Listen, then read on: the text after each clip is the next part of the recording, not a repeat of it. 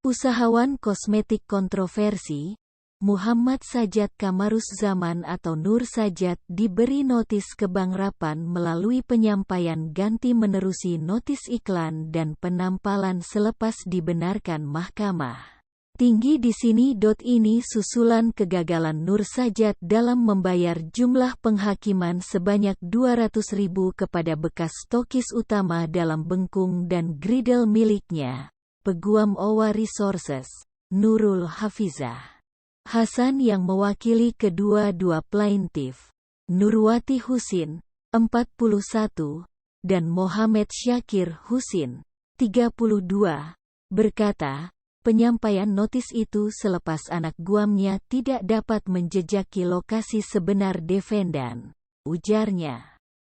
Notis iklan dan notis tampal telah pun dibuat minggu ini dan pihaknya belum menerima sebarang afidavit membantah notis kebangrapan itu oleh Nur Sajat.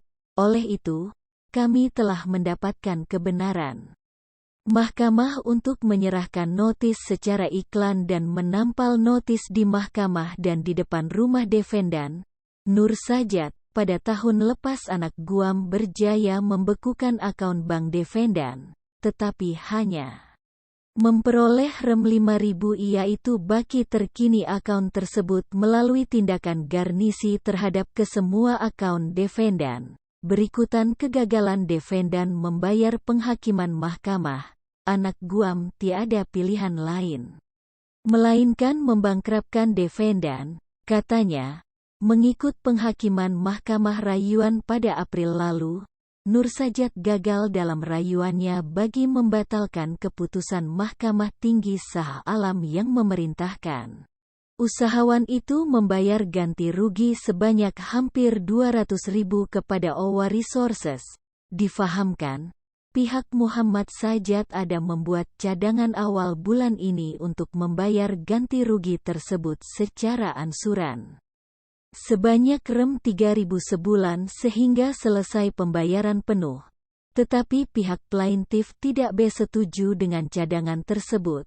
Mengulas lanjut, Nurul Hafizah berkata, Owa Resources sebelum ini coba menyerahkan notis bangkrap kepada Muhammad Sajat sebanyak 3 kali termasuk percobaan menyerahkan surat temu janji, namun gagal, karena defendan tidak ditemui.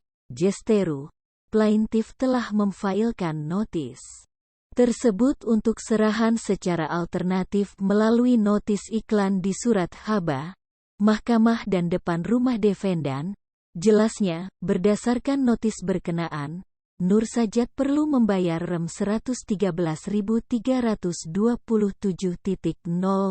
dengan 5% kadar faedah setahun atas jumlah baki dari tanggal 13 September tahun 2018, tarikh pemfailan Wurid Saman, sehingga 3 Mei 2021, tarikh notis kebangkrapan, serta kos mahkamah sebanyak rem 70.000 dan setakat 3 Mei lalu, jumlah itu menjadi rem 197.329.87.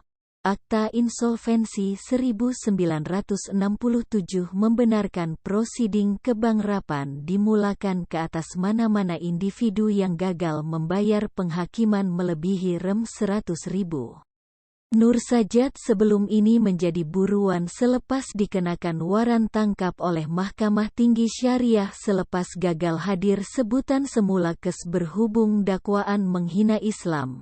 Setakat ini, kedudukan usahawan tersebut masih belum diketahui dan dipercayai berada di luar negara.